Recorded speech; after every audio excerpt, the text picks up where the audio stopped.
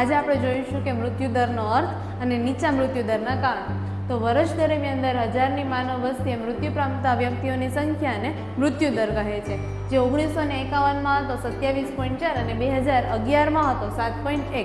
મૃત્યુદરનું સૂત્ર છે કે વર્ષ દરમિયાન મૃત્યુ પામેલા વ્યક્તિની સંખ્યા છેદમાં કુલ વસ્તી ગુણ્યા 1000. ત્યારબાદ આવે છે નીચા મૃત્યુદરના કારણો. તો નીચા મૃત્યુદરના કારણોમાં છે જીવન ધોરણમાં સુધારો. ભારતમાં પહેલાં જે જીવન ધોરણ હતું તેના કરતાં હવે લોકો છે એ વધારે સારી રીતે જીવન ધોરણમાં છે એ સુધારો થયો છે, જે છે એ નીચા મૃત્યુદરનું કારણ છે. ત્યારબાદ આવે છે રોગચાળા પર નિયંત્રણ. તો રોગચાળા પર છે એ નિયંત્રણ પહેલાંની જે કન્ડિશન હતી તેના કરતાં હવે રોગચાળા પર છે એ વધુ ઝડપથી નિયંત્રણ લાવી શકાય છે. દુષ્કાળ પર અંકુશ, કે દુષ્કાળની પરિસ્થિતિમાંથી આપણે છે એ હવે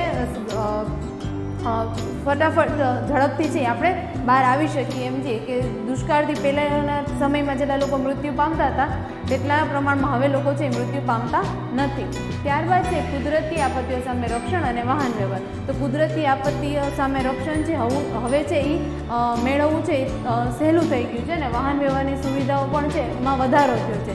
આ બધા છે નીચા મૃત્યુદર માટેના કારણો હતા. Thank you.